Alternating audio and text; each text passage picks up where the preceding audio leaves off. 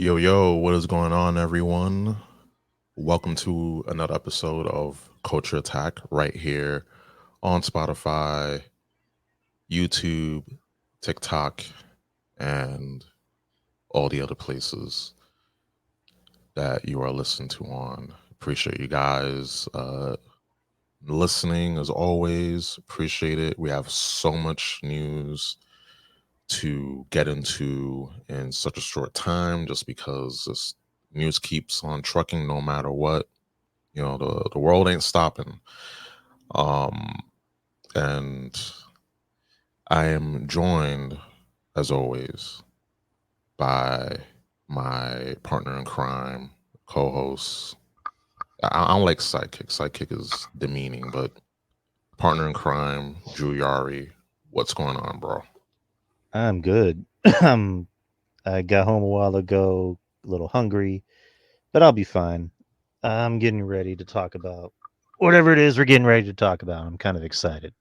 Yes. Oh boy. And yesterday was a week's worth of news.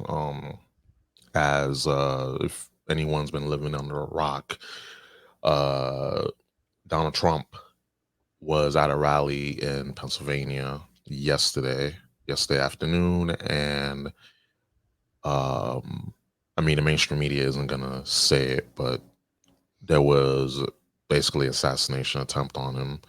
The bullet, like he wasn't like he got shot in the ear.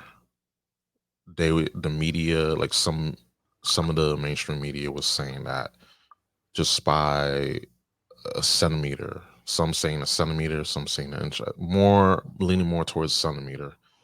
Uh, that the bullet missed, and just regardless of what people's political views or how they feel about the man, these are very crazy times. It's very hot, like hotter. Like it's the summertime, so yes, it's gonna be hot. It's blazing, but in these interesting times, we don't want violence of any kind. Like I don't condone it.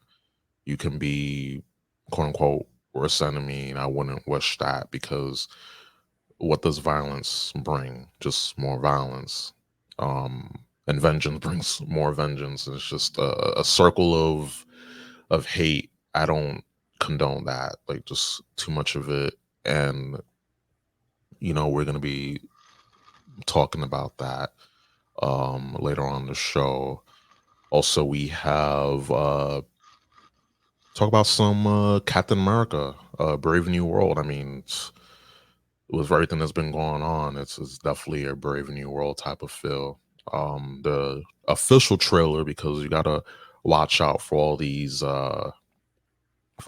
fan made trailers, which I cannot stand. I mean, it's cool. Hey, creative people being creative, do their thing, but don't give people hopes.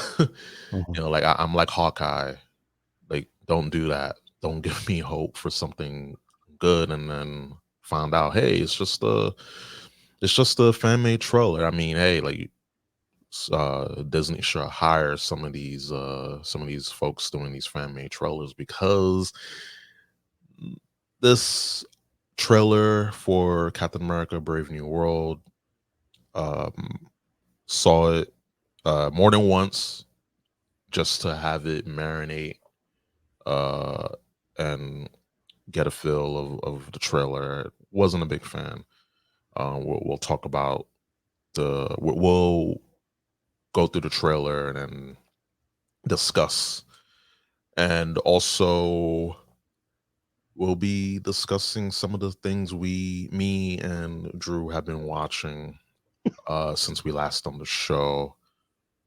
And yeah, and for those of you listening on YouTube, please be be a hero and like and subscribe, comment, leave feedback on the video if you may so desire.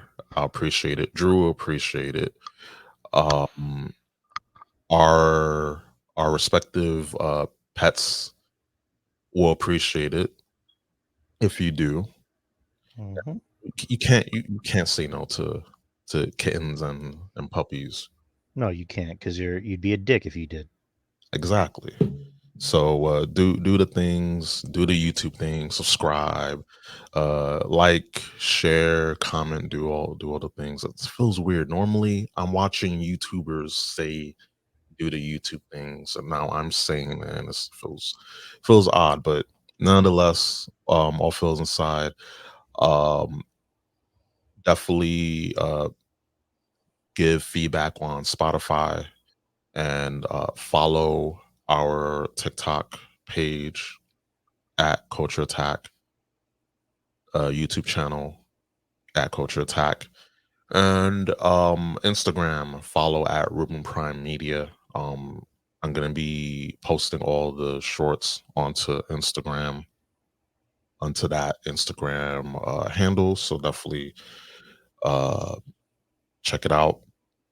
And yeah, and of course, how rude of me. Definitely follow Drew on X, on Twitter at DY Experience. Check out his Wednesday show, uh, The Experience, after AEW Dynamite, where he discuss everything in the world of wrestling with his co-host, his partner in crime, Justin from SpineBustCities.com. Definitely check him out there.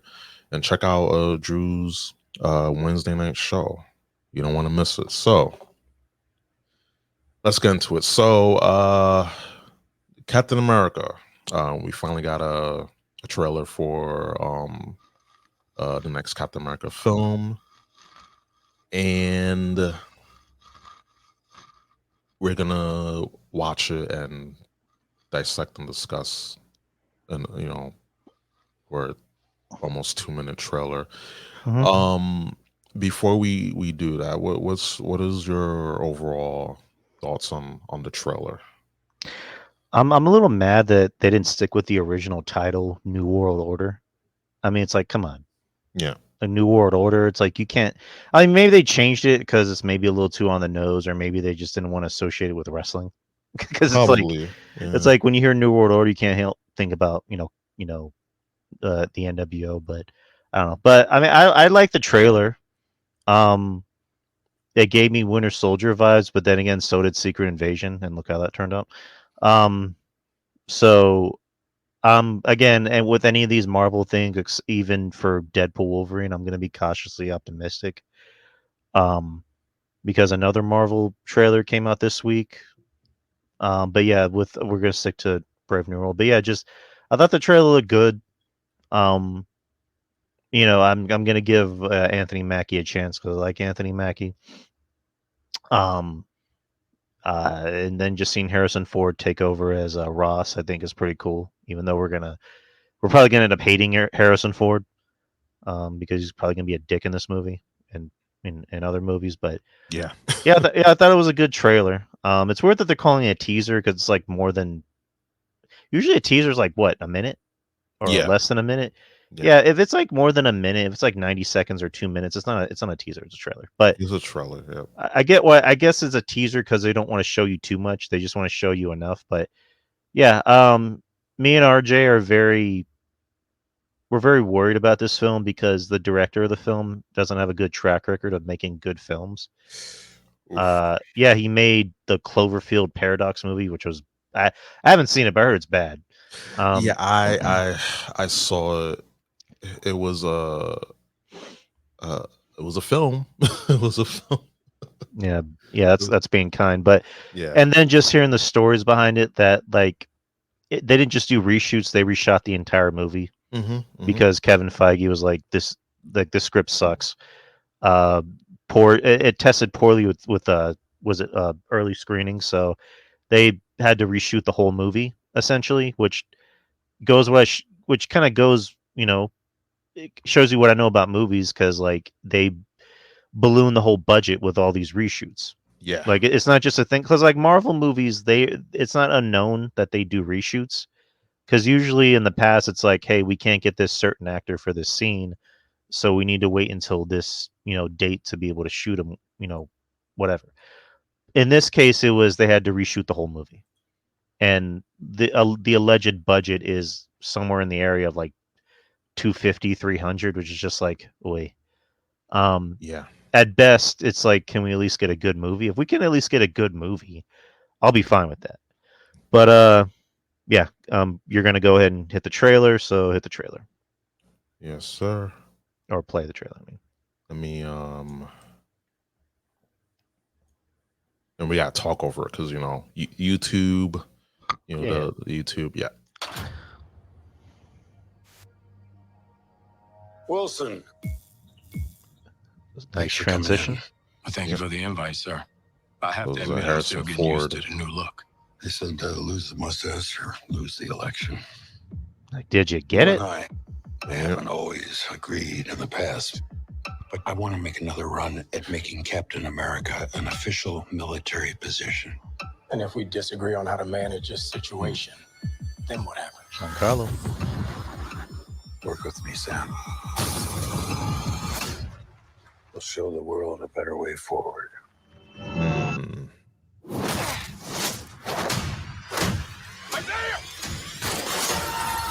Isaiah Bradley.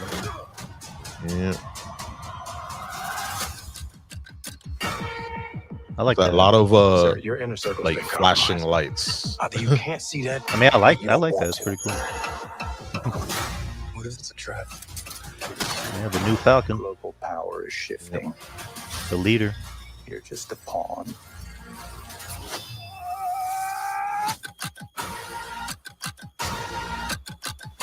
You may be Captain America, but you're not Steve Rogers.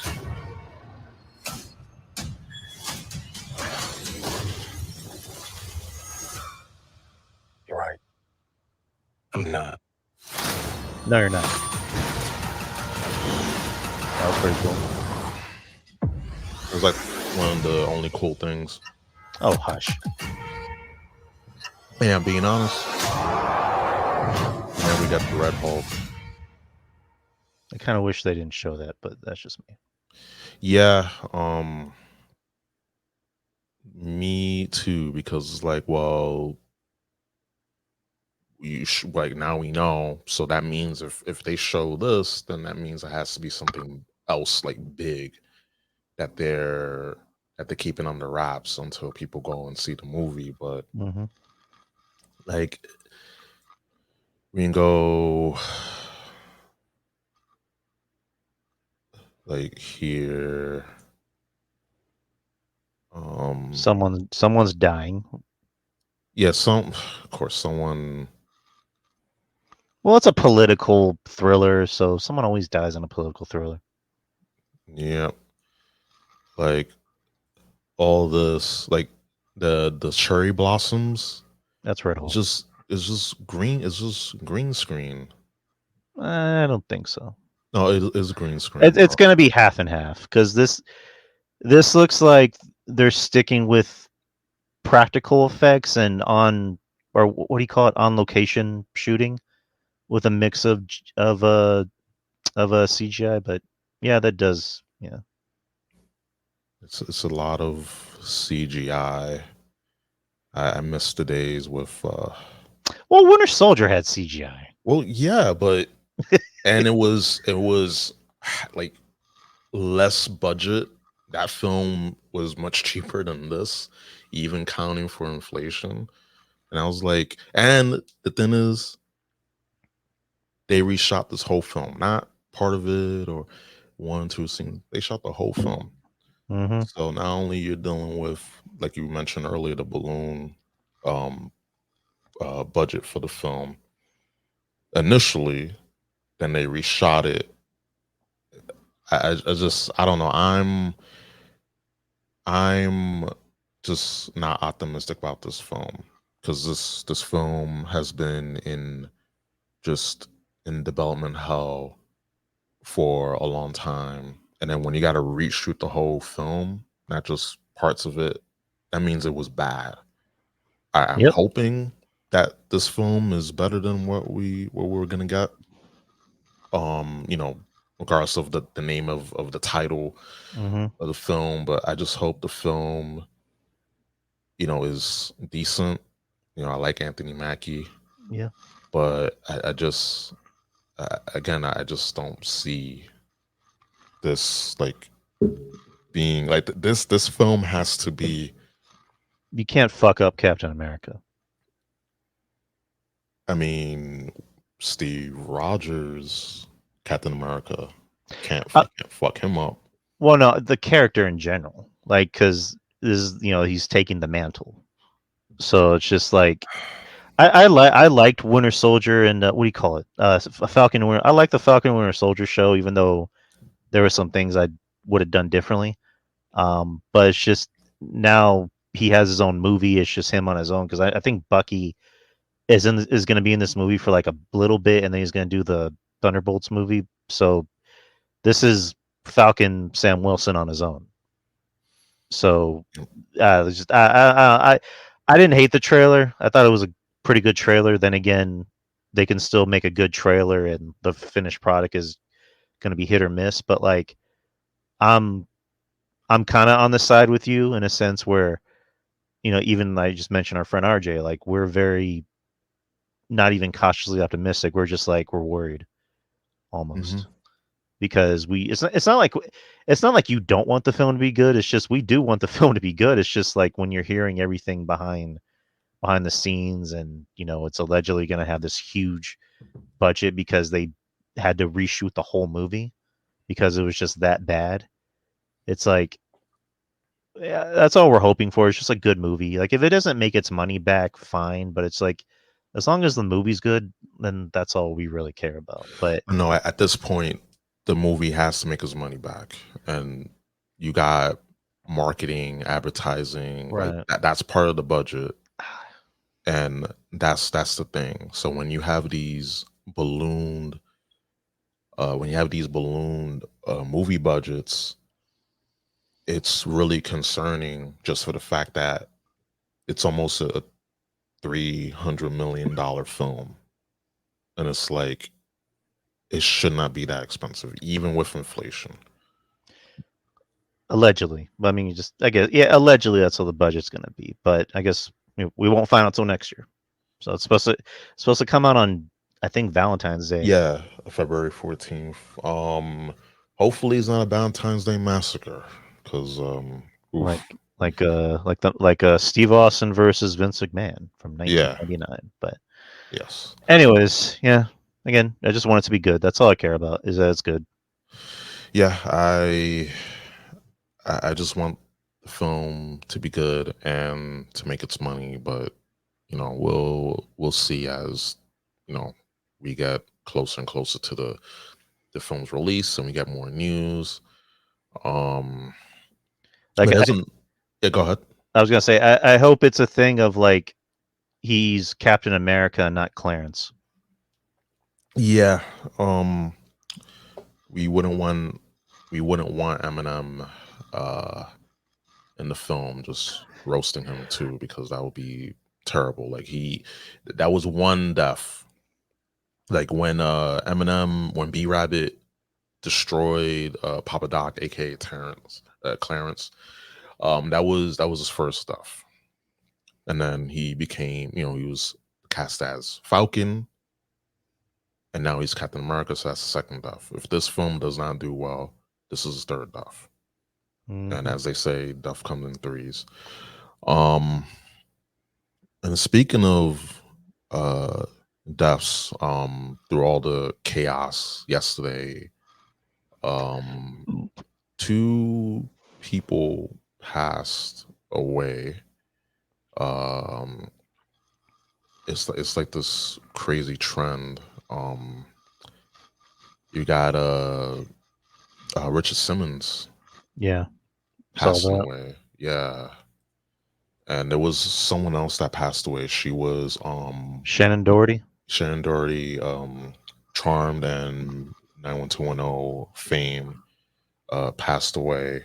and Mallrats. Yeah, it was. Um, I didn't watch Beverly Hills. I did watch Charm, so it was like, damn, like it was terrible. Of course, condolence to to her friends and family, and Richard Simmons, culture icon. As again, show the name of our show is Culture Attack, so we had to discuss this. And Richard Simmons, hell, like he was that icon of the '80s. I remember seeing him, be all over media and, a cultural icon. There was a some I should have had it ready. Um Maybe I can search it up on X, but um basically there was someone I was watching did like a tribute to Richard Simmons, and it was pretty dope. Um it's like this fitness fitness show. Like it has the '80s style with the tights, women wearing the tights and all that. And, there were men in there too, from what I remember, and it was cool. Nice. It was a um nice tribute to Richard Simmons. Like Richard Simmons is the man. Like regardless, um, it was it was unfortunate. It's unfortunate he passed, but is it this one? Um, is it this one? Let's see. We'll play it anyway. Uh, presenting. Okay. Oh, whose lines anyway? That's the one I'm thinking about. Yeah. Get out the deck chair. Alrighty. You get the shiny one. Okay. I remember seeing that live. That was so fucking funny.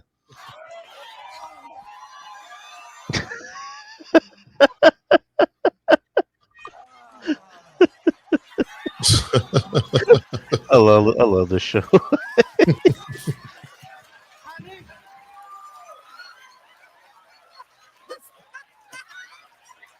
This one's wet.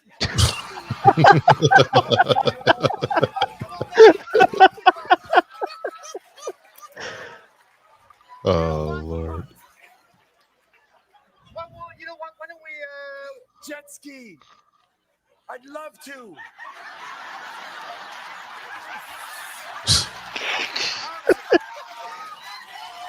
Oh God.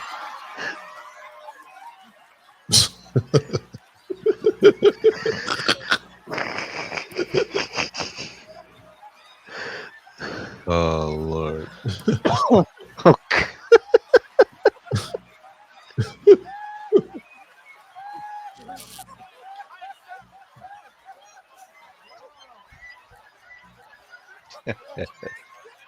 Oh Lord. Wow.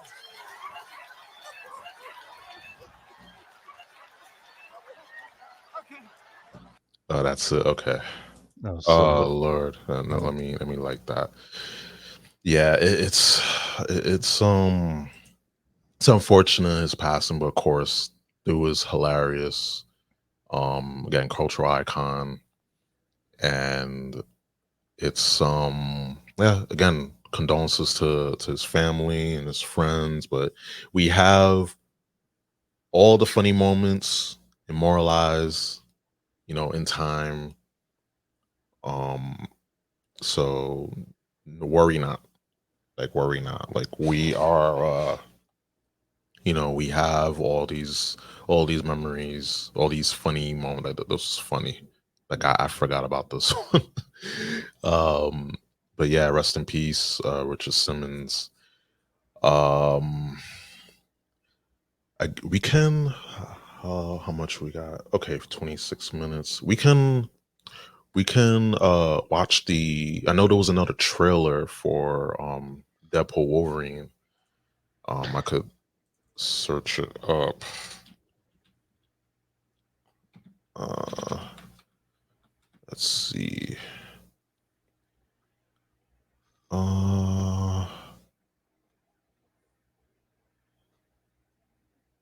is it? One last trailer. Is it this one? Because so many fan made stuff.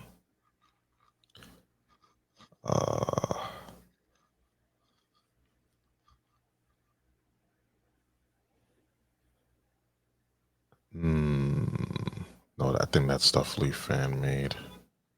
Well, let me. Yeah, that's fan made. Watch this one. It's on Ryan Reynolds' official YouTube channel. Let's see. Yeah, apparently the first like 30 minutes of the film, like not got released, but like I guess they're doing like a screening or whatever. Okay.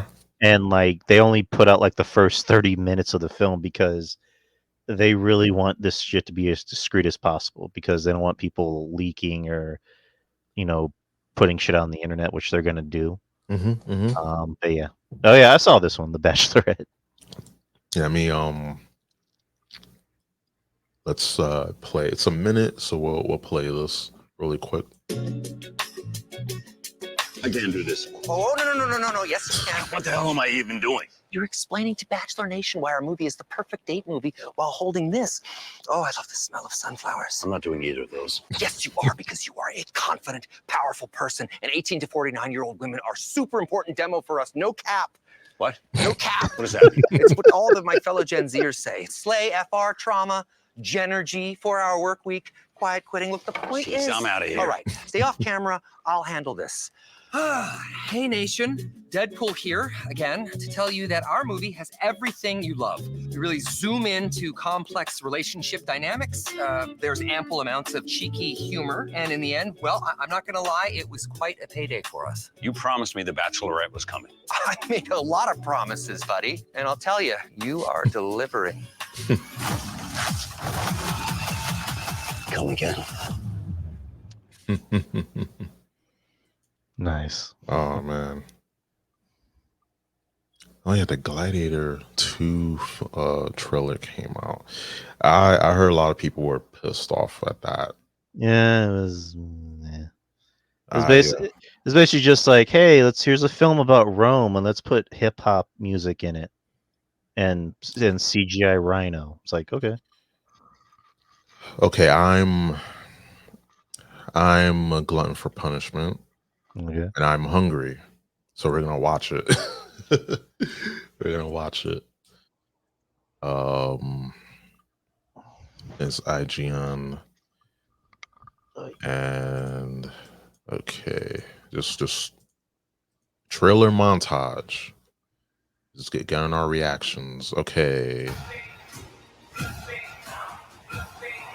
let's see. I remember that day. Let's see what the fuck is that? I never forgot it. Yeah, they replaced the kid. Revenge against an emperor. He did. Yeah, because I know the kid actor. I forget his name, but like, yeah, they replaced him. I never knew a mother nor a father. Which, You will be my instrument. Who are you?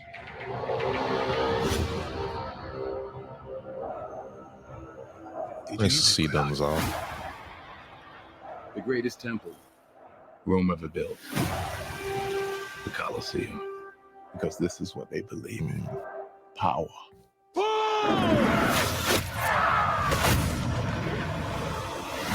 Oof. Wait, so Ridley Scott's directing this? Yeah.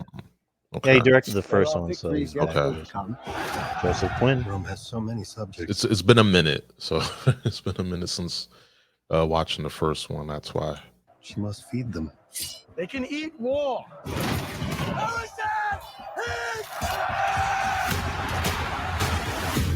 The arena turns slaves into gladiators, the gladiators into free men. You have something in you.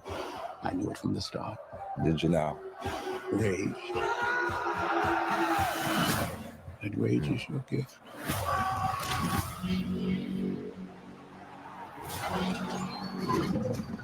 This is about survival. Oh God. Yeah, Yep. together and when it charges, break to the wall.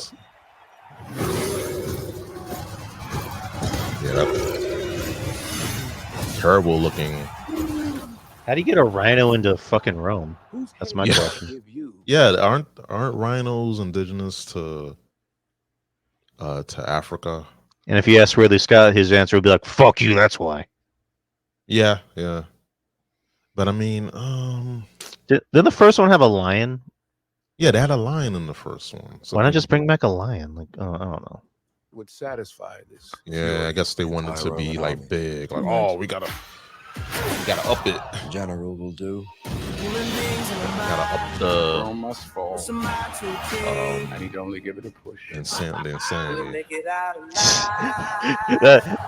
That Denzel part, everyone was kind of laughing about that. Go back to it. I need to only give it a push. Make it out alive. All right. So wait, what was he doing here? Make it out. I need to only give it a push. He's doing there Make it though. out alive. Like he's basically doing his like infamous "my end" moment. Yeah. My Roman. All right. Hands on the mausoleum floor. Bloodstains. Copyright. Yeah, modern hip hop music in a film about Rome. So Yeah, it's just like, well, granted, the first Gladiator movie, I specifically remember the first like teaser trailer having "Ball with the Ball" by Kid Rock. okay. I remember it specifically, and then I watched the movie. I'm like, why isn't Kid Rock playing? Like I was a kid back in the day, but Yeah. yeah. I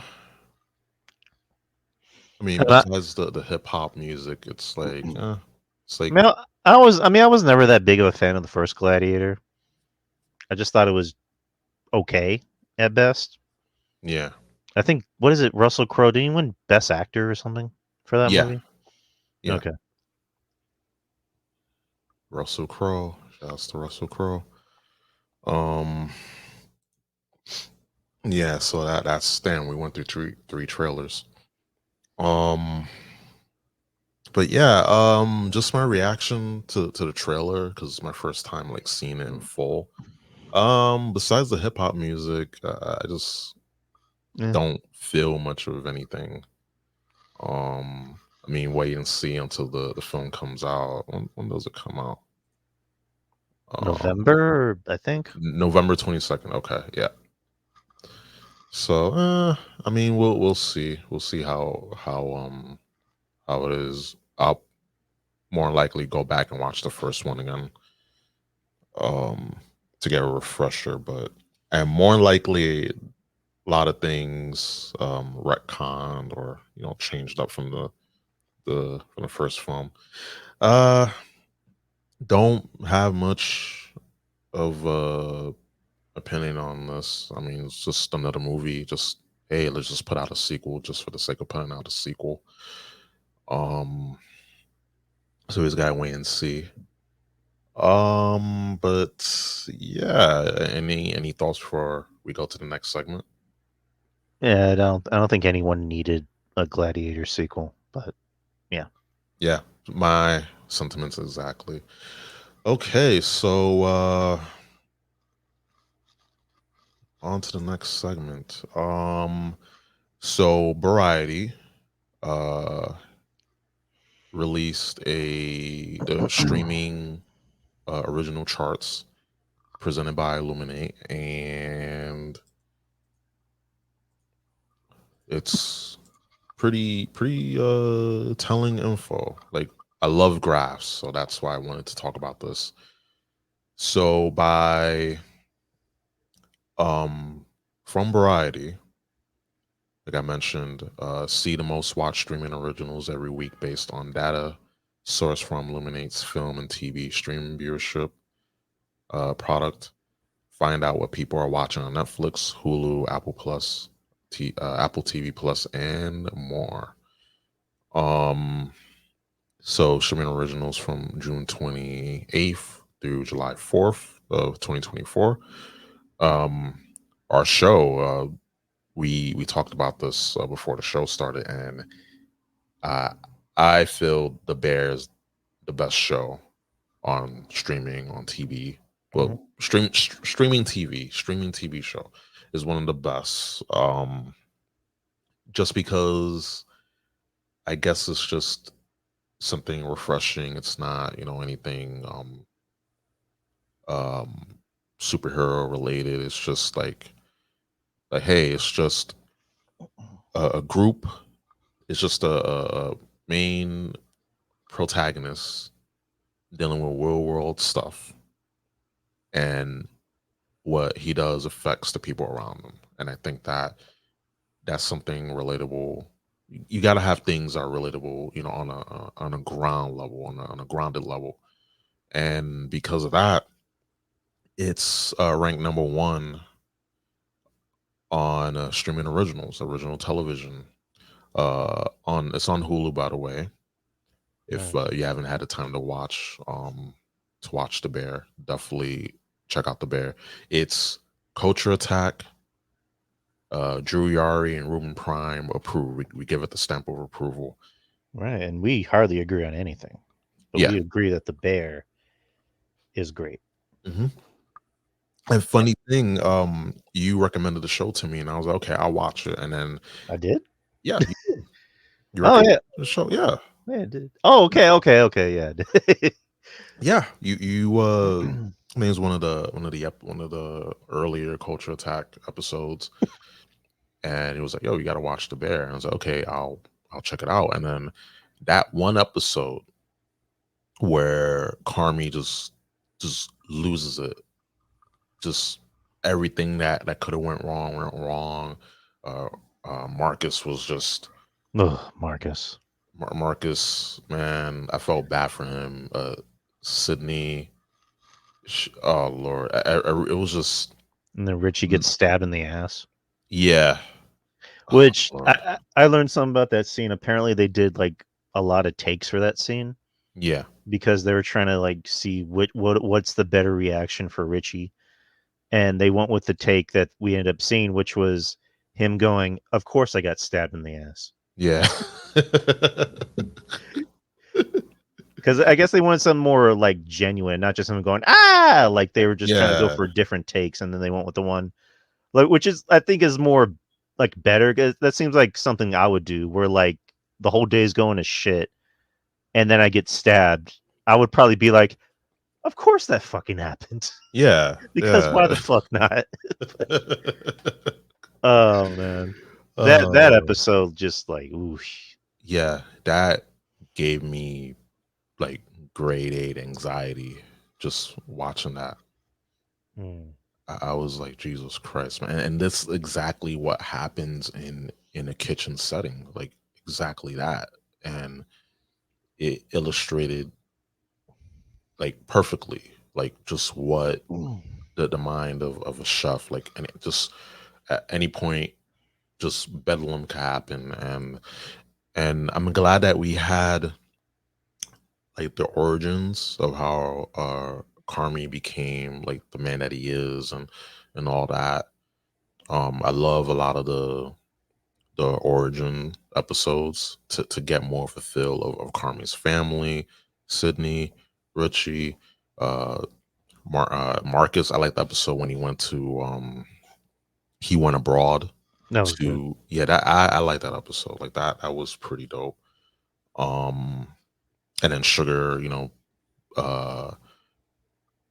with episode her giving having labor and being in labor, excuse me, and the mom, I was like, oh Lord.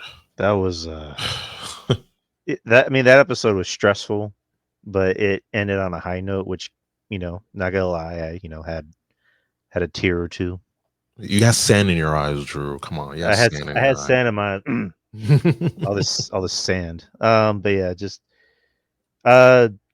this season I liked.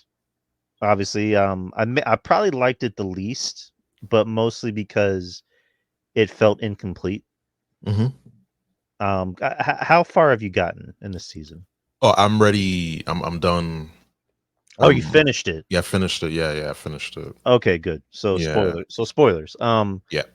the season ends on a cliffhanger, which cliffhangers I just, even if it ends on a good note, I still hate cliffhangers. Like Yeah. I'm never gonna like triple threat matches in wrestling and cliffhangers. I hate like those. Yeah. Like I'm always gonna find a reason to hate them. But if they end in a way that makes me want more, which it did, Yeah. And which we'll kind of circle back to the cliffhanger. But like the episode Napkins, which last season we had Forks with Richie, which was so good. I That was, love that episode. I love it. I just again because Richie was like, I was kind of hoping he wasn't going to be one dimensional. Like he's like the lovable, guy, but like he yells all the time and he's mad and blah blah blah. Like you saw things about Richie that made him human, like his daughter, like him and his wife, were separated and are divorced, and Yep. the only good pure thing in his life was his daughter. Yep. And that episode showed him in a much different light. And after that, he started wearing suits because he said, "I wear suits because they make me feel good about myself." Yep. And just again, him singing Taylor Swift, driving all the way home. I was like, "Okay, Richie, I got you. You're my boy. I'm happy when you're happy." Yeah. And then this episode, Napkins, which was directed by and I can't say her name, Io Sydney. There you go. That's her name. Yep. About Gina, who again another character that I was kind of worried about being one dimensional. I'm like, is she just going to be the typical bitchy character?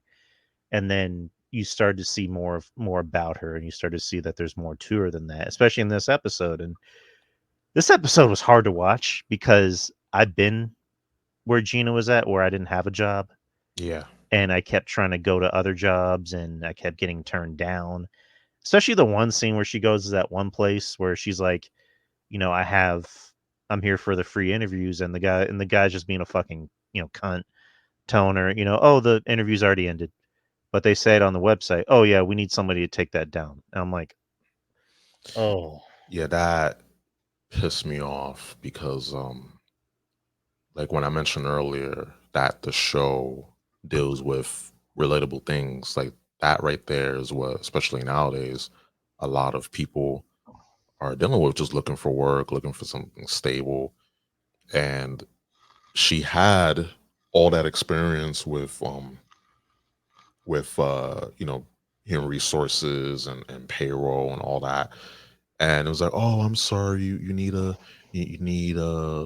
college, you need a college degree. And it's like you have Ugh. someone that has the experience 15 years, if I'm not mistaken. And it's like, no, you need this piece of paper to, and I was just like, that, my blood was boiling. And then that scene that you mentioned when she told the dude, the the millennial soy boy, to fuck, say fuck you to him. I was like, yes, that's what that's what all of us want to say, or Yeah. probably said it.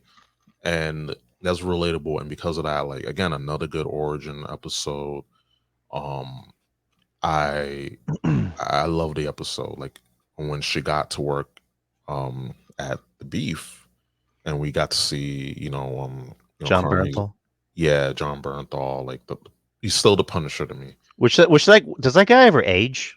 No, like he looks the same. I'm just like, dude, like It's almost like he gets younger. yeah, Like when he was, in Walking Dead, and now, the Punisher, and now Mikey. It's like, dude, you're like getting younger as you're getting older. we need like to like do some like blood testing or something, because Jesus Christ, like Yeah, it's just I love John Bernthal. I love him in anything. Like he's one of those actors. I see him in something and I go, okay, this might be good. yeah, And he's what sold me on the show, because I remember I heard of the bear, but I never watched it. And I saw him on a clip, and it was the Three Fishes episode. yeah, And it was like a really quick clip on TikTok, and I was just like, "What is this show?" And I just know John Bernthal was on. I'm like, "All right, I'll watch it." And I watched it, and it just, yeah, like I don't know if I mentioned this before, but like originally he wasn't even he wasn't even like cast on the show, like because Yeah. they didn't have an idea on who they wanted cast as Mikey. Mhm. Because I think originally they were just gonna have Mikey just be like a character or just be like a theme of the show. Yeah. But Eben Moss Backrack, who was on The Punisher with John Bernthal, he played Microchip. Yeah.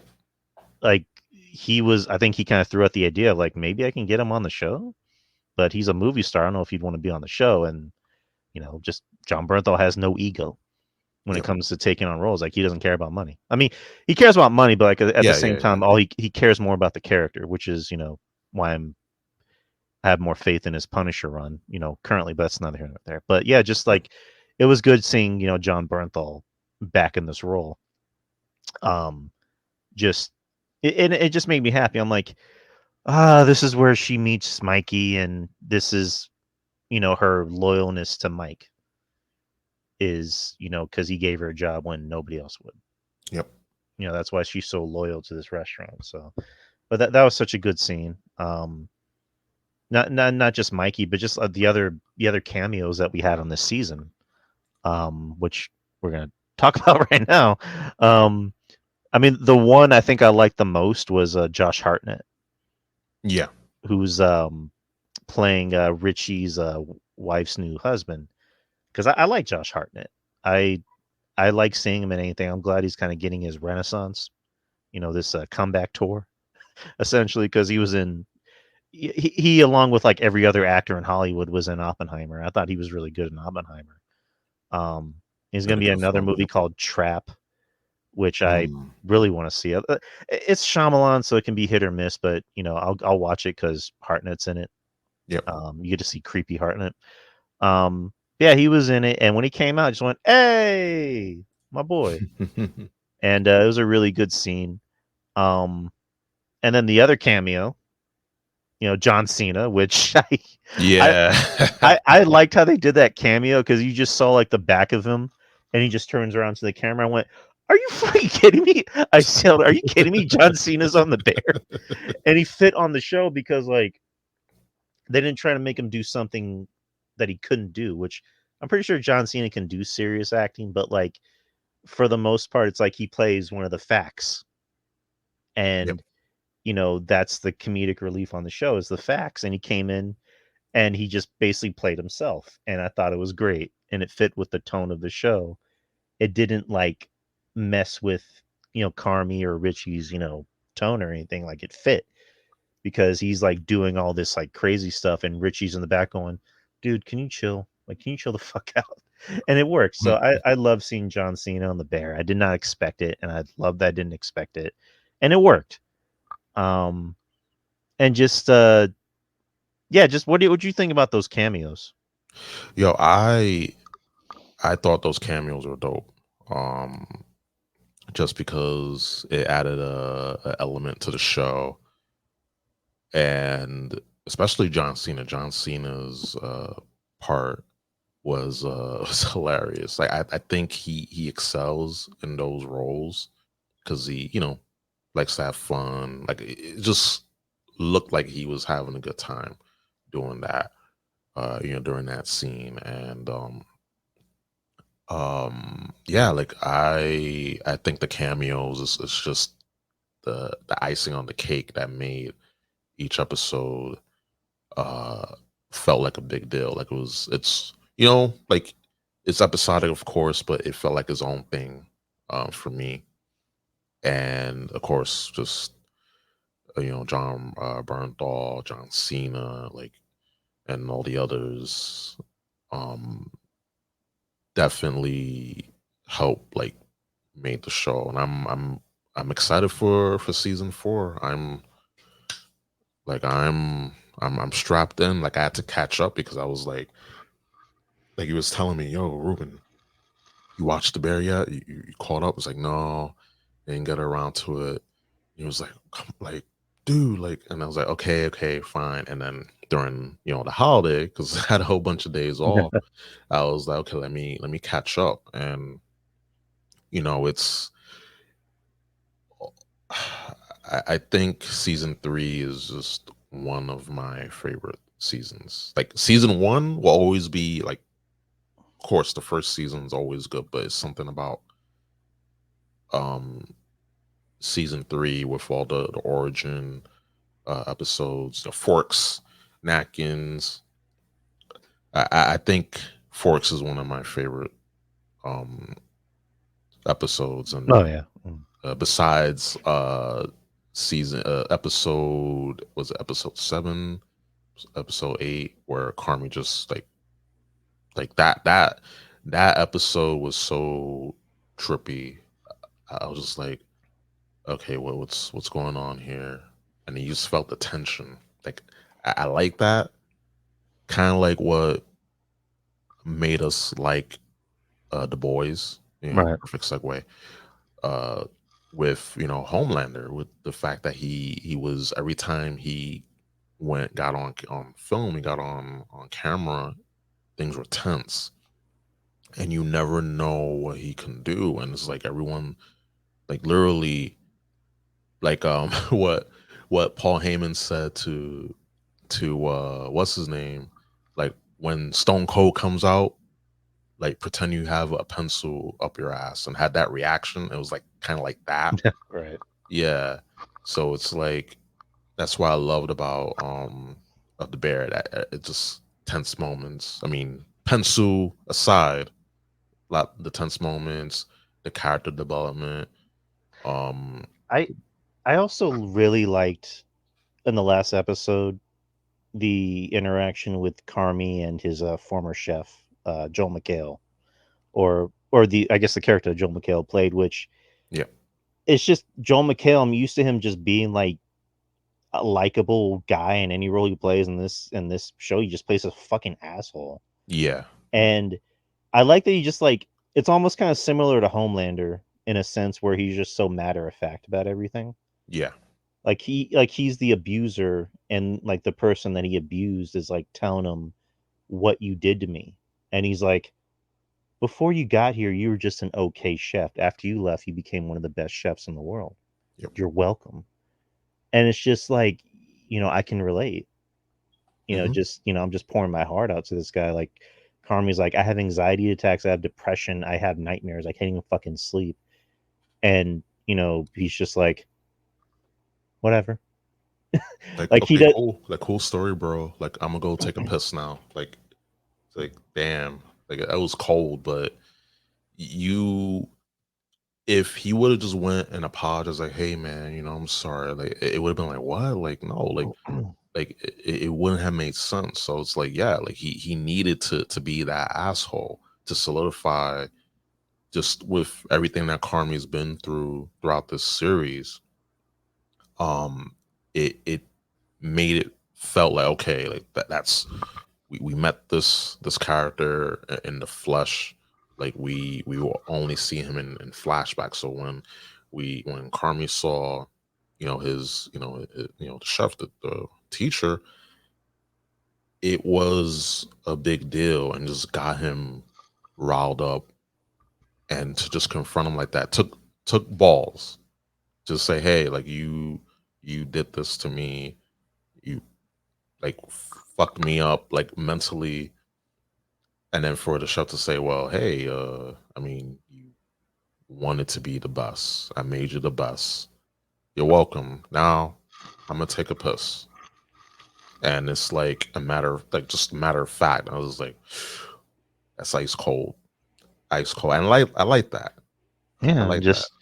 I just like the acting on the show because, like, again, I like my superhero stuff. I like my genre stuff. That I do like this stuff. I do like stuff like this where it feels natural and not ham-fisted and overly dialogue. Like it just feels like people are talking. Like the scene where Carmy is talking to his uncle. Played by Oliver Platt, Yeah. and he's talking to he's like saying so what's I forgot how you said it, but like so what's this like giant stick that you have up your ass lately? And Yeah. Carmy's like, you told me to be the leader, I'm the leader. And he's like, yeah, not an asshole.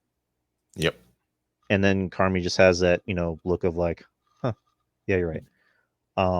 And just was it the other guy, the computer, who's like trying to tell everybody, this is what you need, this is what you don't need. And he's like trying to tell Sugar, I think you need to fire Marcus. And she's already hormonal. She gets very defensive, like, stay the fuck away from Marcus. Yeah. That was me. I'm like, yeah, stay the fuck away from Marcus, you asshole. Like, Right. and just, Marcus, lost his mom. Which it was one of those heartbreaking things of like the season finale. Like he got a text message while the restaurant was opening that, his mom was in the hospital, and then he finds out that she passed away. And he comes in, tries to treat it like, don't feel sorry for me. Yeah. I want you guys to treat it like, I like how he's the heart and soul. Like everybody else is arguing about the fucking menu. And then Marcus walks in, everybody's just like, oh shit. So again, Marcus is so cool. Marcus is, the heart and soul of the show. Yeah, I mean, there's really nobody on the show that I dislike other than, the asshole chef. But yeah, it's just like everybody has their own story, and everybody has their even the mom, played by Jamie Lee Curtis, Oscar winner Jamie Lee Curtis. Yeah. And she's so unbearable, and she's the way she is for a reason. And I can possibly relate in some aspects. It's just, she means well, and just people like that they mean well. They don't know how to be. They don't know how to be a good person. It's not easy for them to say I'm sorry, because they didn't have that overly affectionate, person in their life to tell them how to be a better person. So just that episode where, it's her and Sugar, and, they talk everything out. Again, there's a lot of sand in my room, so I had a hard time kind of paying attention. And there's sand in this room now. Jesus. Ugh. Yeah, that is a little bit of dust and sand here. Yeah. So just it was such a good episode. It was a very underrated. I thought it was like, everyone liked napkins, and I love napkins, but I thought the episode with Sugar and her mom, I thought that was beautiful. That was just so beautiful. Ice chips when ice chips. There you go. Yeah. And just not a lot of Claire, which I guess I understand why, because I guess we're gonna get more Claire and Bear in the next season. And still mad at Carm about that. Yeah, when he was in the walk-in box, and he was told beforehand, like, hey, you gotta get the door fixed, and he didn't do it. He said, no, I got it, but then he got distracted, and then when that happened, like that just set the chain of events that just almost sank, Service. But luckily, Richie was the man, like in his suit. Damn, like he's so cool. I love in Richie. his suit. And he helped out Sydney, because Carmy was locked up, and she was stuck. She needed help, and to expedite, and expediting, like I see in Hell's Kitchen and Kitchen Nightmares and Bar Rescue and all these shows, like you need a good expediter, you need a good captain in the helm, and Richie definitely did his thing. Like he went to that restaurant, which spoilers, it closed down, and that was like the season finale. And yeah, like he, like, due to that episode, being going there, and then with the forks and all that, like that helped with with the bear, with the restaurant. And I'm because of that, like he's like one of the MVPs. He's definitely one of the MVPs. And I love how loyal he is to Fack. Like he gives Fack a lot of shit, but I like this scene, and Julian Cannon put it up, that the scene where like Fack takes like the soup to the table. Yeah. But he forgets to pour out. I forgot what he had to pour out, like the hot water or something. Yeah, and he comes back, but he didn't like set it down to the guests. Like he served it, like he did the whole shebang. Yeah. And then Carm's like, "What the fuck is this?" Like he's getting mad at him, and Richie comes by. He says, yeah, "Keep my boy's fucking name out of your mouth." yeah, like it's like, dude, you say what you want about me. Don't fuck with Fac. Like Fac's my yeah, boy. I'm like, yeah, Carm, don't be a dick. to Fac." yeah. Like this show makes me gets that reaction at me where I'm like, yeah, Carm, shut up. Come on, dude. Like, hush. Like Yeah, like just the way he was to Claire. I just want to be like, oh, Carm, fuck you. yeah. Like Claire was good for you. Don't mess with Claire Bear. Come on, she's awesome. Yeah, she was, just I don't want to call her a plain Jane because I'll be like disrespectful, but just the terms of how she looked, um, she was down to earth, like girl next door type of vibes, really nice, really Mhm. sweet, and I was like, bro, like you fumbled the bag, like you fumbled, like, and again, it goes to why like he's messed up in the head because of just the fact that he went through so much to be the best chef and to have set of disciplines and rules that it basically messed him up in all aspects of his life. He can't get close to someone because of that. Like he's basically a machine. Like I'm good at what I'm good at, but everything else I'm just horrible at. And it's unfortunate. But again, maybe we'll get that development of Carmy in the next season. Who knows? Just Yeah. going through that trial, the trials and tribulations. But it's a good show. Like we can talk about it forever. Oh yeah. We got one. Well, we got to talk about The Boys. For a Them bit. boys. Yeah. So looking here, I'll try to zoom in here, so you can see. Um.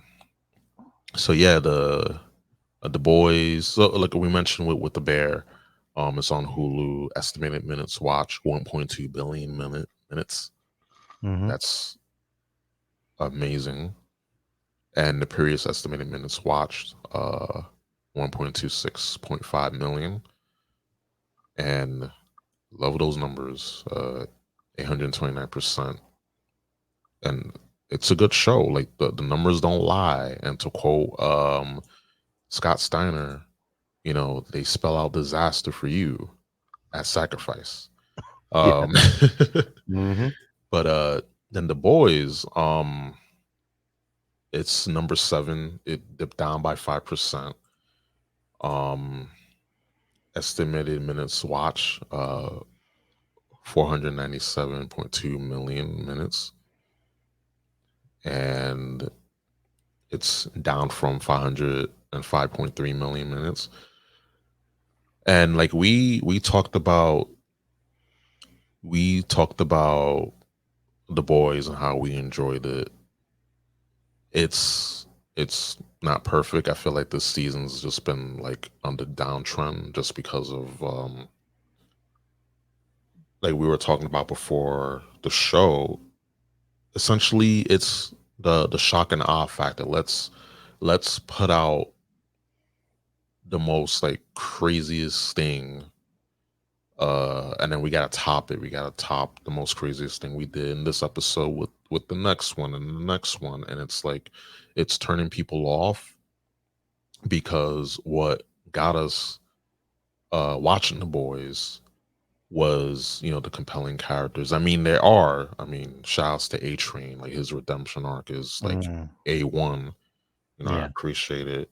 And he's cool. Like he's away from the 7, and we just gotta wait and see because I believe one more episode of The Boys for this season, and it's gonna be insane. But what's even more insane is just all the crazy stuff. Centipede. That's all I'm gonna say. Yes. If you watched, if you know, you know. that meme. If you don't know, with Mr. Incredible smiling, but then if you know, there's like this gradient over him with like dread on his face. So that's us. We know because we watched it. So it's like, ugh, not wasn't thrilled about seeing that. And then I think I saw it on X yesterday while I was going through like the all the clips and the tweets and stuff. Um, it's I enjoy the show.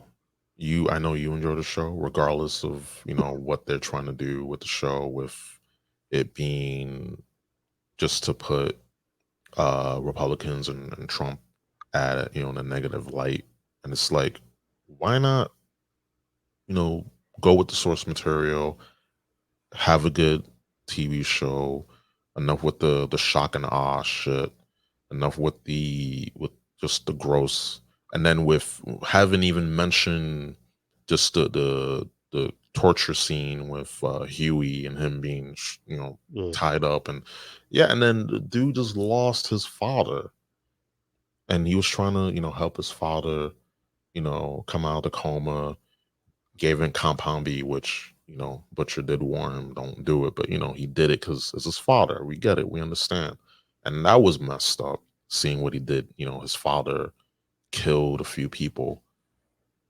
because he was, his powers, with compound B, like it arised, and then he just phased through a bunch of people, killing them.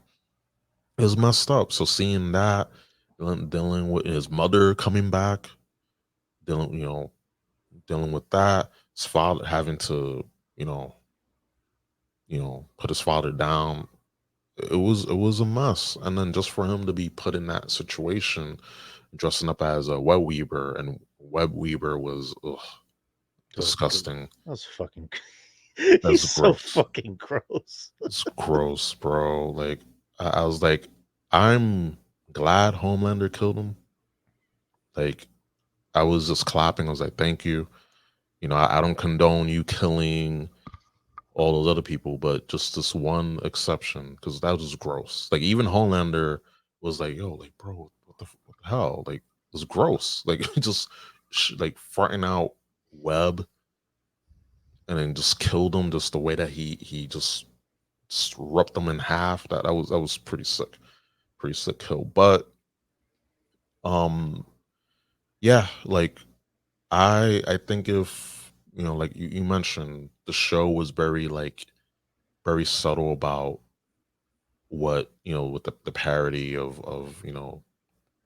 with the superheroes, but now it's just blatant. It's just like, okay, like this is what we really think, this is what's the deal. And it's like, I don't I just really don't appreciate just ruining a show just for the sake of trying to stick it to your political opponents, or who you deem are your political opponents.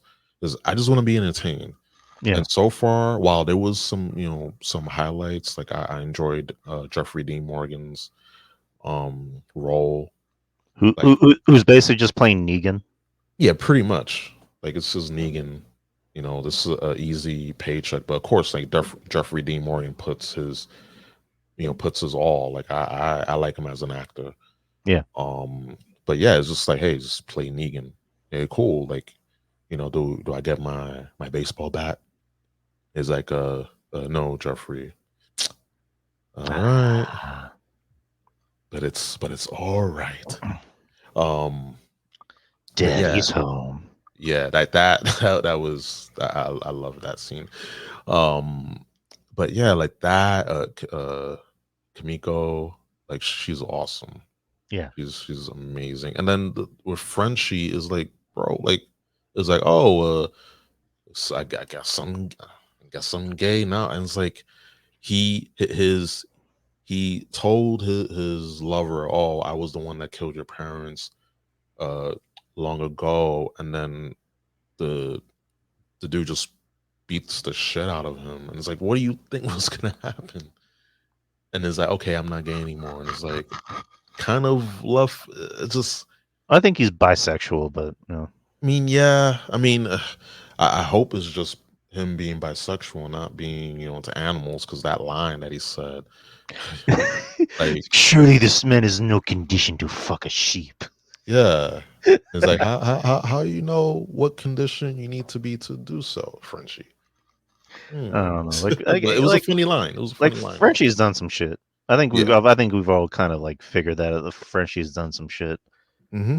But yeah, just this season, it's like I like it, but it's just the only thing I'm kind of getting annoyed by is just like they have to keep finding ways to top themselves as far as like gross out moments. Like the scene, the human centipede scene was just like I had to try like. I mean, Betty saw like the first episode and that's it. I'm glad she didn't see that scene. Yeah. Um, but like when I told her about it, she was like, "Oh, why?" And I had to kind of like think of a way to explain it to her that made sense. Mm-hmm. But I'm like, yeah, I think that was just like them being gross for the sake of being gross because the whole Yeah. thing is supposed to be about superheroes are like they have no like moral code.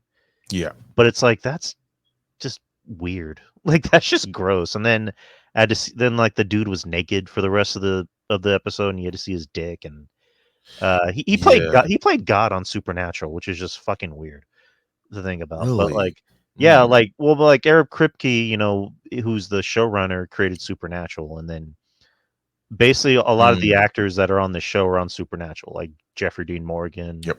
Jensen Ackles. Mm-hmm. There was an actor who was on Gen V who was on Supernatural.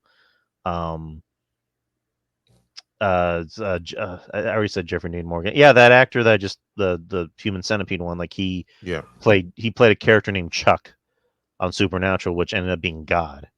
Mm. Mm. And yeah, I mean, there's only a few more actors that weren't. Oh yeah, the actor who plays the president, he was on Supernatural as well.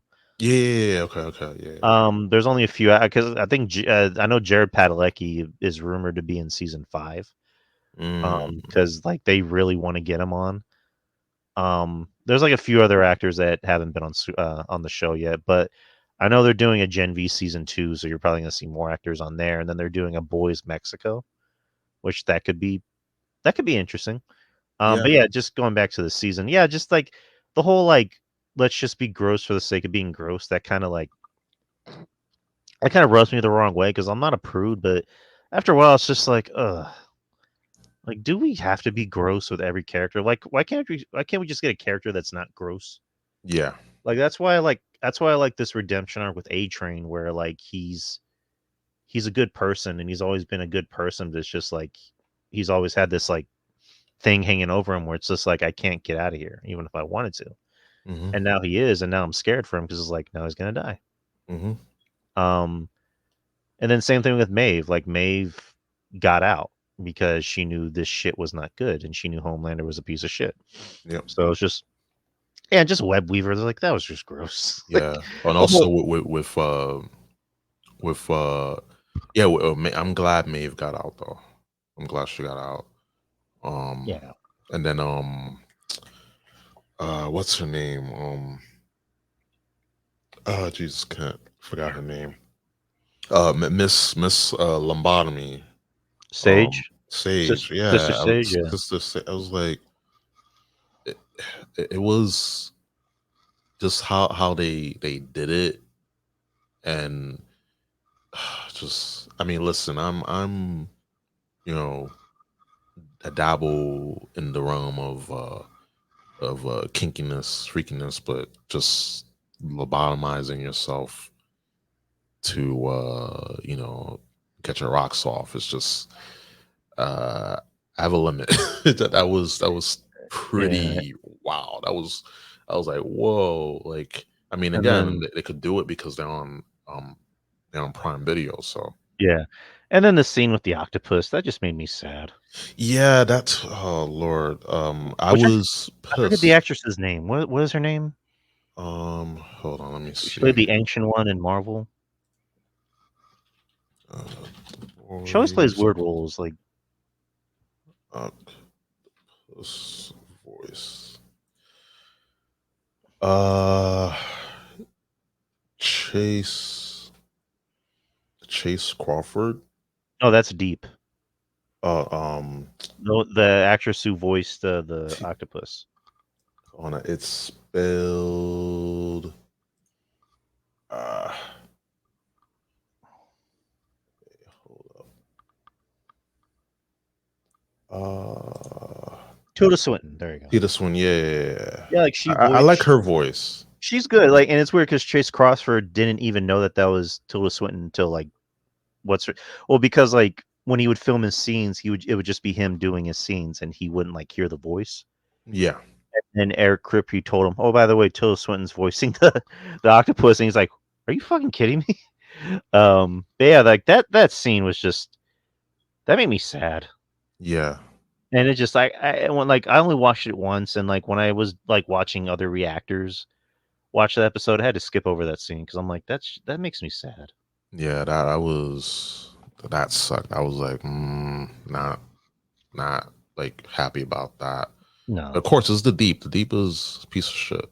So it's like it's in his character to do so, and like I saw him like trying to like fight, like he wanted to get up, but he didn't. He just let her die, and I was like, damn. And then to put the cream, or excuse me, put the cherry on top of the most disgusting Sunday,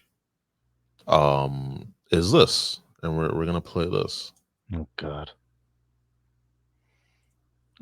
fuck, oh, poor Huey. No! I was happy for Huey. I'm like, finally, Huey got some. Same. I was like, yo, like my boy Huey getting himself some, and then at the end, spoilers. I was like, oh no, it's like not again, not again.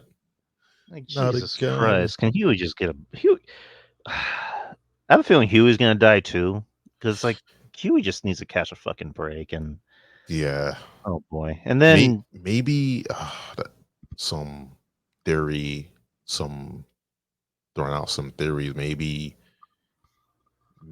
I hope I hope Homelander in real life doesn't come and get me, but maybe A-Train's about to die, and then Huey like, or either or, maybe Huey saves A-Train, or A-Train saves Huey. Like one of those two scenarios can happen. Like you never know, just because of that. You know, they just bury the hatchet or everything. Unless you get this from me, we're good. But you never know. But Jesus, like that, I was like, no. And then Butcher passing out, and then Jeffrey, you know, is taking over pretty much, and it's like, oof. I have a feeling that Butcher's gonna be the villain in the final season. I think so too. Because like he Becca was supposed to be his angel, and now Becca's gone, and now Kessler is representing the evil of him, and for him it's like he doesn't think he's being evil because he's saving the world from soups, but for him it's just like, if you get in my way, I'm gonna kill you. Yep. Whether you're a soup or not. So because I mean, in the comics, that's kind of what happened, is that he became somewhat of the villain. Yep. But and then another thing I kind of thought of was like Sage had that monologue, on the Tech Night episode where she told Newman, her fine ass, where she told Newman, I created a cure for cancer, and the doctor laughed at me because I was a kid. So I'm thinking maybe in the last episode, I mean, again, I think it's weird because like all these episodes, usually in like season finales, for some reason, like they're always like shorter, and every other episode is like an hour. But hopefully that's not the case with the boys. But like, I think that could be a thing of like she comes up with a cure for Butcher to get back at Homelander. Yeah. So I don't know. I don't know what's gonna happen. I know it's gonna be the day after my birthday on Thursday. So nice. Happy early birthday to me, or happy late birthday to me. But yeah, like I don't know what's gonna happen. I just know that there's a shooter that's gonna show up at the president's rally, kind of like something that just happened. But it's gonna be a big episode, and again, I'm kind of glad. I'm glad that it's ending after 5 because that was kind of my thing. Even dating back to like a few seasons ago, I'm like, okay, the whole point of this show is you have to take down Vought and Homelander. Like with each season, it's like you still haven't gotten to your goal, Yep. and inconvenience always happens to get in the way of it. So what's going to happen? So when they announced 5 is going to be the last one, I'm like, all right, cool. Good. And then they're continuing Gen V, which I'm glad because I like Gen V. I'm obviously sad because my man's he passed away. Yeah. And he was he's probably one of my favorite parts of the show. Like he was a good actor. And then Boys Mexico, which I'm intrigued by how that's going to work out. I'm kind of glad that they're finding fresher ways to keep this universe alive with good stories and good acting. Unlike Same. Walking Dead, which just should have pulled the plug on that years ago. But that's just me. Yeah. Yeah, just again, I love the boys. This season isn't perfect. I'm just again, I'm waiting to see what happens in the season finale. I have a feeling, I'm getting this feeling that's going to be a very inconclusive ending heading into season 5. Yeah. Do the actors Anthony Starr and the actor that plays Mother's Milk, Laz Alonso, yeah. yeah, they had like an idea like, oh, what if season 5 ends in a cliffhanger, and then have like the ending of season 5 be a movie. Yeah, so I saw that they're at a Pally event, I think. Yeah, Yeah. I will like that. I think that would be cool. I think that would be cool. For this, like for the show, for the main boys show to end, just because you definitely gotta have that. You definitely gotta have that cliffhanger, but also have like I feel like to have it to watch the boys in the movies, maybe they can't. I mean, no, they won't be able to do all the crazy stuff. Which And is why they should probably do like a movie on Amazon. yeah, That probably makes better sense.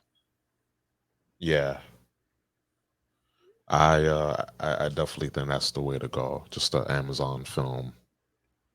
Um, like I'm excited. Hopefully, we get with season 5, like enough with the just the gross shit and the politics. Just put out a good season for season 5, and then if they decide to do the movie to end season 5, I'm for it.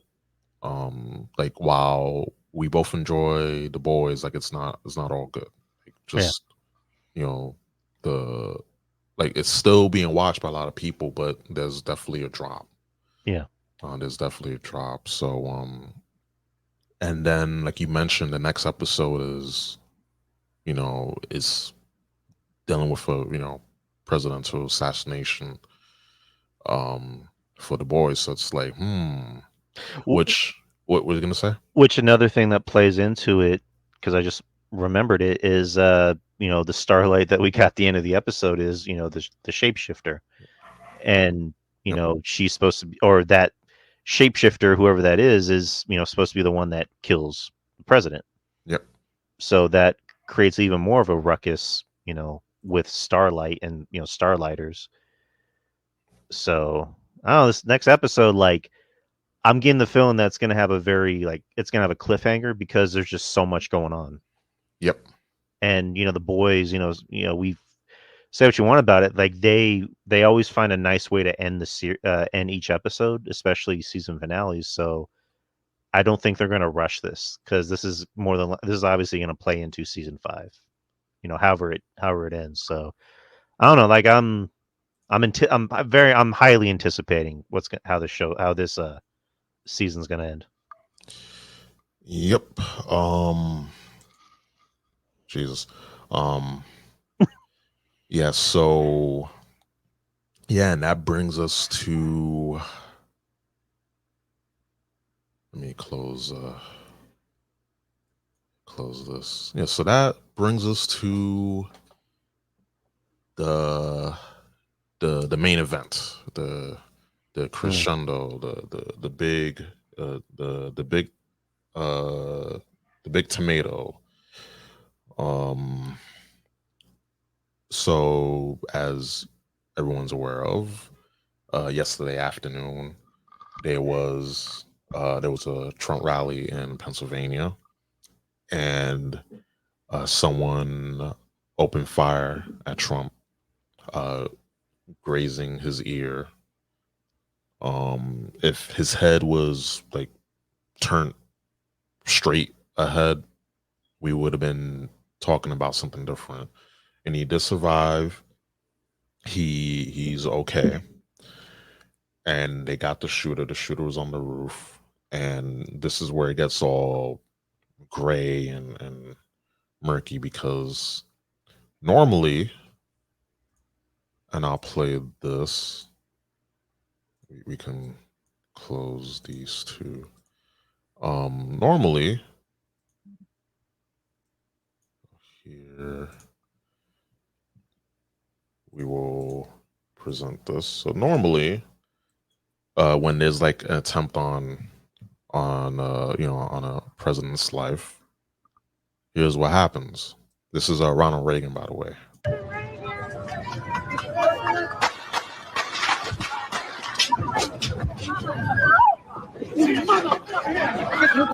So immediately, and this is really grainy because this is from before I was born. Um, but yeah, like immediately, Secret Service, they all gang up on top of the shooter and react with violence. And they expect the president out of the area immediately.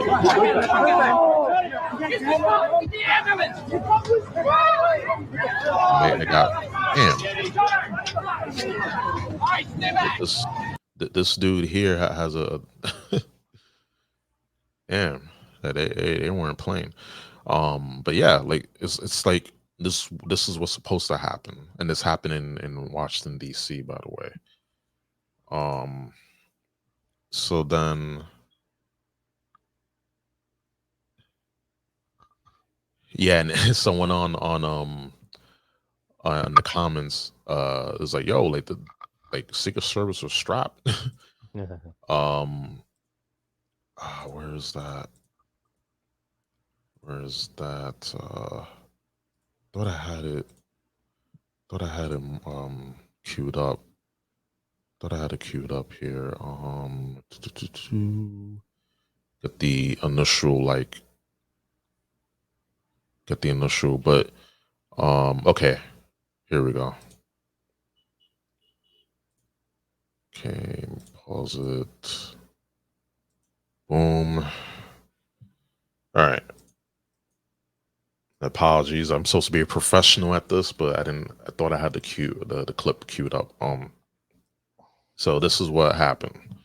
This is from a different perspective. All right, so we're gonna play it.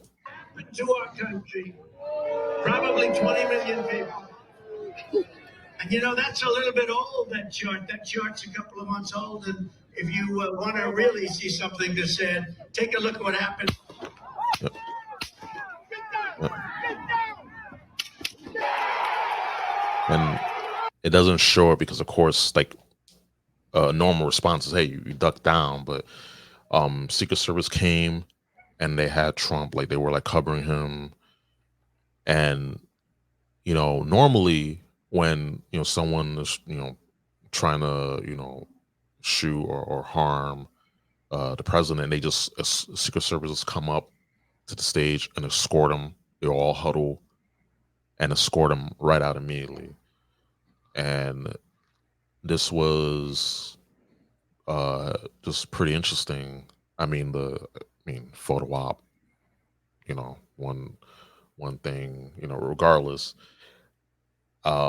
Secret Service didn't do their job initially with the shooter, because there were people, and we're gonna play the clip that I do have queued up here. There's so many damn clips. Just to give people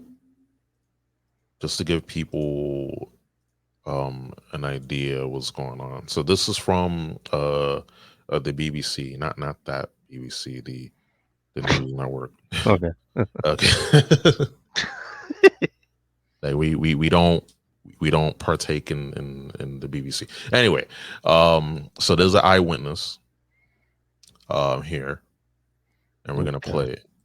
And watch and listen to the rally, right? We couldn't see him, but we could hear him. So we walked up, and probably 5 to 7 minutes. I'm estimating here. I have no idea, but we noticed the guy crawling, bear crawling up the roof of the building beside us, 50 feet away from us. So we're standing there, we're pointing at the guy crawling up the roof. And he had a gun, right? He had a rifle. A rifle. We could clearly see him with a rifle. Absolutely. We're pointing at him. The police are down there running around on the ground. We're like, hey, man, there's a guy on the roof with a rifle. And the police were like, huh, what? Like they didn't know what was going on. Yeah, the police were like, oh, which way did they go? Which way did they go? Like, it was just so weird. Like, you would think, like, hey, you have all these, all the entire perimeter of the venue covered, because it's an open area. It's not they were doing it in the building. They were doing this outside. So you would think, like, hey, have literally all your bases covered. So it was just weird that people were saying, hey, like, look, like, pointing, like, literally, like, hey, like, look over there. There's someone, up to no good. As someone with a gun, bear crawling, and the cops like, huh, what? Which way did they go? Which way? And it's like, it's definitely sus. After this, we both give our takes on this, and then we'll close out the show, because it's running long. It's running long, but it's cool. Yeah. We're like, hey, right here on the roof, we can see him from right here. We see him. He's crawling. And next thing you know, I'm thinking to myself, I'm like, why is Trump still speaking? Why have they not pulled him off the stage?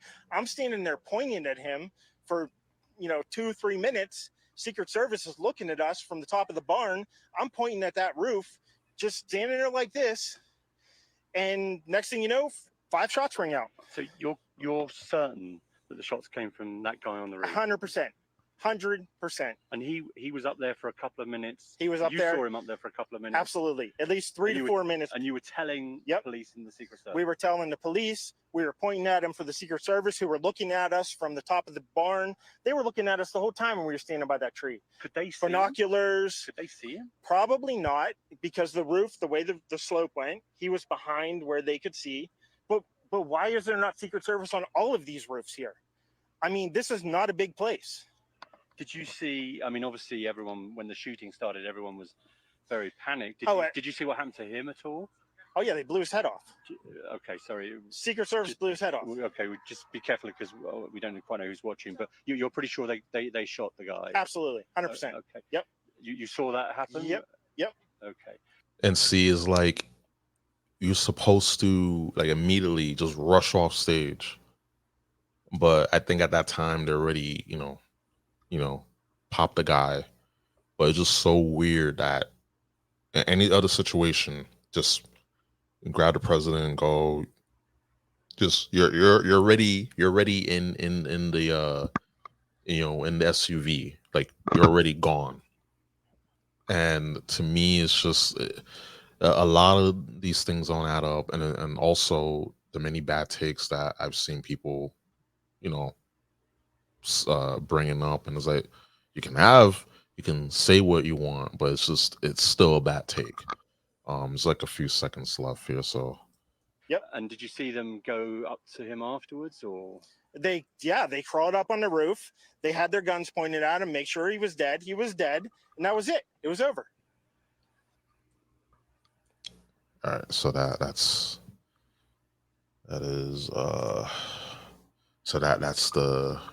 the clip. I think there's one more. Hold up, and then we bring it home. Okay, one more. Remember, the dude mentioned they were looking through the binoculars, and it says here 7 minutes 21 seconds before the shots. That's when I left office. That was the lowest point, and that comes right from the. And they already had the dude in his, they already had the shooter in their scope. Government services comes right out of Border Patrol. Take a look at that. So that arrow is the lowest amount of illegal immigration ever in recorded history into our country. And then, you notice 42 seconds before the shot, they're already looking. So all this time is passing, and when a sniper can be, waiting for a long time to take that shot. So that he's with with snipers. I know, remember Civil War, funny talking about this in Civil War. Yeah. That scene where the sniper and his partner were pinned down. There was another sniper shooting at them. Yeah. And then, the crew, they were there, the main characters, they were there, and they were pinned. And it takes, no matter how long it takes, you're going to wait for the perfect shot. So it was so weird that they had the shot, they already had the shooter in the scope, and they just didn't respond until after the person started shooting. And it's just all this is very sus. And then the worst president in the history of our country took over. And look what happened to our country. Probably 20 million people. And that's a little bit old, that chart. That chart's a couple of months old. And if you want to really see something that said, take a look at what happened. They didn't take the shot. So the gunman shot around 5 or so times. They didn't take the shot. So again, it's just a lot of things aren't adding up. A lot of things aren't adding up with all this. And what I would say is that, and then we were talking about this before the show, you and I, Drew, that regardless of how you feel, if you hate Trump, like Trump, we do not want a civil war. No. I don't want it. I know you don't want it. There are sane people that understand how bad this could have gotten if things would have turned out a different way yesterday. And for those who are saying that it's staged and all that, like, someone died. There was an innocent bystander that died during all this. And I believe there was someone else seriously injured. And it's just crazy that no other time in our history, but this point in history, has there been so much division. And it's due to the mainstream media, it's due to the narrative. You're gonna have people believe something so much because it's been repeated and regurgitated over and over and over again by the media. And regardless what you think about, Trump, violence isn't the answer. And of course, this person went and say, hey, I'm going to be the hero. I'm going to be the good guy. And just like every villain, they believe that they're doing right. They believe that they're the hero. And it's very dangerous that we see people giving their, their takes. Oh, he missed, or people crying on TikTok. Of course, it's TikTok. Of course, it's people on fucking TikTok crying that the shooter missed, and it's like, do you real like a while back there were talks about the draft coming back. So those people who are crying about Trump not being killed, they don't care about life. Like life isn't precious to them, no matter what. And B, they do not understand that when shit hits the fan, who are the first ones to go out and fight in the war? Those TikTokers, those 18 to 26, Mm-hmm.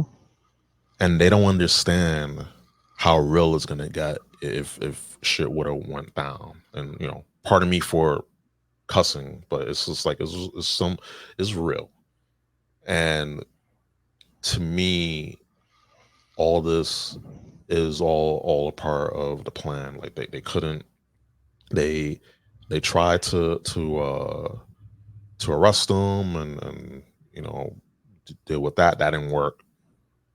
They try to cancel him, then they try to arrest him, they try to impeach him. That didn't work. Now, okay, now it's getting to the point. Okay, we gotta kill this dude, and that didn't work.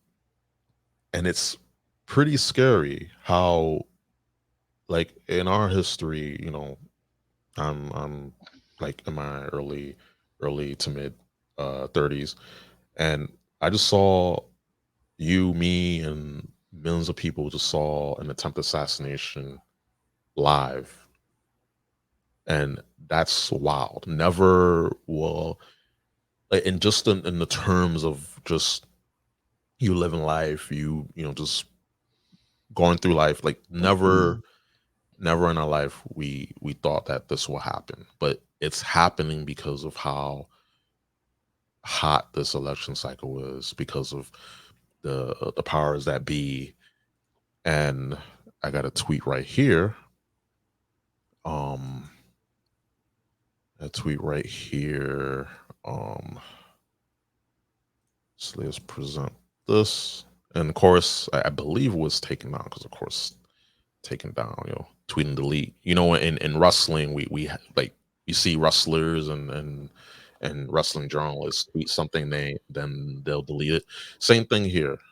Um, and Biden told donors on private calls that this afternoon, quote, "It's time to put Trump in the bullseye." And this was July 8th, so a few days ago. So you and you guys, listening, like it's these people, it's the media putting this out, fanning, the flames of violence and division. And regardless where you're at politically, and I don't like talking about politics, it's annoying and gives me an aneurysm, not as big as the aneurysm that Butcher is dealing with, with him, in the show dying, but just that level of headache, because it's just so elementary that people are seeing this happen, and they're cheering for people to die. They're cheering for all this to go down, not understanding the result, because they can't put the genie back in the bottle. It's kind of like with AI. Like once AI is out, it's not going back in the bottle. Like it's out, just like with this. And all I gotta say before I let you have your thoughts, and we'll close out the show. Um, I'm glad that this didn't turn out terrible. I don't want a civil war. I don't want to go any war. I don't want to go out uh, to another country and fight a war that I have no business in. I don't want a civil war to happen here in our backyard, because we're not ready for that. Good amount of population isn't ready. And I wish that we can get we could just have peace and just have some sort of dialogue. But it is unfortunate because so many people have been radicalized to the point that talking to them, it's kind of like with AEW fans. And I went there. You can try to come to them with compassion and common sense, but no matter what, they're going to they're going to uh call you the worst names. They're gonna try to cancel you. They're gonna try to dox you. All these things. So we seen it. It's gotten that crazy. And it's like, yo, like this is just wrestling. It's a predetermined sport. Kind of like with in real life with politics. It's shouldn't have to get to this point. But unfortunately, it's gone to this point because they have to paint this man, regardless if you love him or hate him. He has to be the villain. Is usually the ones that are claiming that they're the good guys. They're usually the bad guys. But your thoughts, Drew? I mean, you kind of said everything that needed to be said. I don't really know what else I can add to that. Yeah, this country is fucked. There's really no way around it. This country is in bad shape. I mean, look at our two presidential candidates. I mean, our current president, and I hate to be vulgar, but it's just like he's not all there. Like, I wouldn't be surprised if he doesn't make it till before the election. I'm just being honest. Like, the guy is not all there. And then you have Trump, who is just like, why the hell does Trump want to be president when he's almost 80? Like, I know why he wants to be president, but it's just like, dude, you're almost 80. Like, we need like younger people to run for office.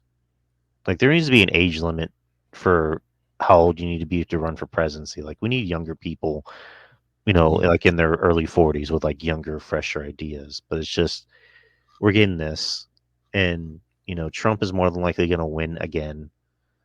And allegedly there's going to be ideas like they're going to force pretty much. I think they're going to force Christianity or the Bible into schools. And I mean, for all we know, we might have to begin our podcast with prayer.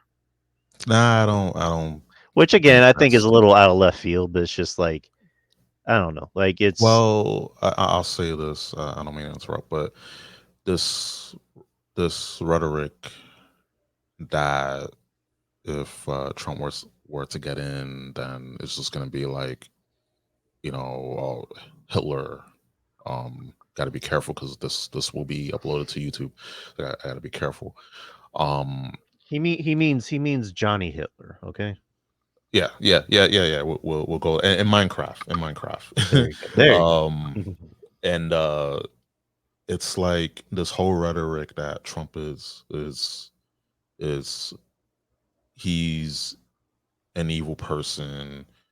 He may be brash, an asshole, but evil SOB, I don't think so. Like, just all the things that his political opponents have done to him, have done throughout our country's history. A lot of people don't know that because they've been conditioned to not know these things. And Biden, he's cool with with one of the founding members of the KKK. But I'm still shocked that there are still people wanting to vote for that man, just on that principle. And I'm also shocked that people are pretending that Kamala Harris is an intelligent human being, and in terms of being like in line to be president, which that'll be hilarious. But also, when she was a prosecutor in California, she jailed the most African Americans for nonviolent crimes, for marijuana possession, the most, to fuel the prison industrial complex. But no one's going to talk about that because, yes, the orange man is bad. And while Trump isn't a saint either, he hasn't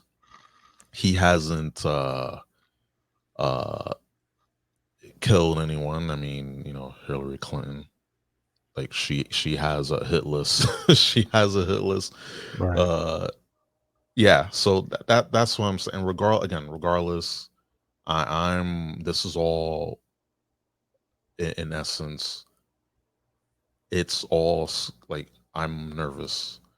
I know you're nervous as well. I just don't want things to get worse, but unfortunately it's going to, because of how deep the propaganda is. Like it's literally in the bone marrow, in the DNA, in the cells. Is that bad, and you're gonna have more of this happen. I don't want this, and you're right. Like we need more younger, fresh faces, just like in WWE. We have new blood, and you see the result of of WWE is thriving. So we need that in politics. But it's like, I don't know. When all boils down, I'm very nervous. But that doesn't mean I'm gonna stop living my life, but it's just gotta pay attention. I just wish people would pay more attention. Because right now we're in pretty rough shape in terms in a country. We're more divided than ever. Um, like not too long ago, we were you know locked down, and I do not want that to happen again. I do not want my friends and family to be put in that position again, because that was terrible. Yeah. It was terrible.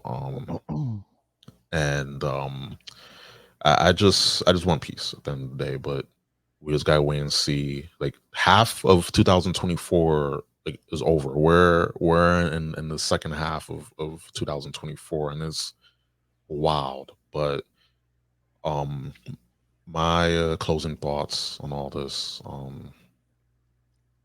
just be kind to each other. Yeah.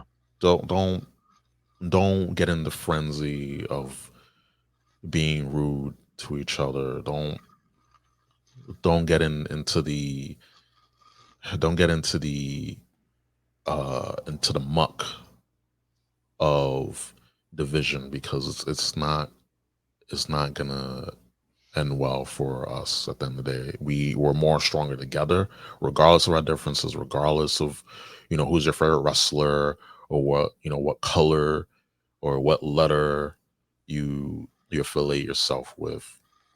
What, regardless of your skin color, your orientation, regardless, like we're all people at the end of the day, and we have way more in common than we realize. But because of all this division, it's easy to only see the differences. And I rather, like, me and Drew, we have many things in common, but we're also very different. Yep. And that's good. I don't want to agree with everything. I want to have good discourse, and he in terms of the political world, there's things that he agrees with, things that he disagrees with, and that's fine, as long as we are able to meet down the middle. I think that's all that matters. We can have dialogue without ripping each other's throats. I mean, when it comes to Marvel, that's another issue entirely. Huh? But I'll kill you. And let's continue. Yes, but regardless of that, like we joke and all that, but at the end of the day, like it's not malicious. It's not hate filled. It's all love at the end of the day. And I just want us as human beings to just be more kinder and just pay more attention. Just be more vigilant. Just pay more attention. Take care of yourselves, your families, what have you. And with that being said, that's the show. That's a wrap. Whew, we went a little over, but it's okay because we were talking about the bear. It's a good show, so we had to talk about the bear. But definitely, hey, we just gotta wait and see. Just stay vigilant. Just be kind. Be more kind to each other. Hey, on me, have some Threadless cake. On me. That makes me feel better, so that should make y'all feel better. It sure does. And with that being said, listen, you can follow me on Twitter, on X at Mr. Ruben Prime. You can follow my friend Drew here at DY Experience on X Twitter. You can listen to the show, watch the show on YouTube and Spotify and Apple Podcasts. I greatly appreciate you guys were to leave a like, to subscribe, and share this around. Greatly appreciate it. Do all the YouTube things, and on Spotify, please leave a rating for the show. Me and Drew appreciate it, and our pets will appreciate it as well. If you got pets, just hug them extra tight. If you have children, hug them. Give them a kiss. And make sure that you tune in to another episode of Culture Attack coming very soon. With that being said, guys, you've been great. You've been awesome. And we'll see you next time with more Culture Attack. Peace.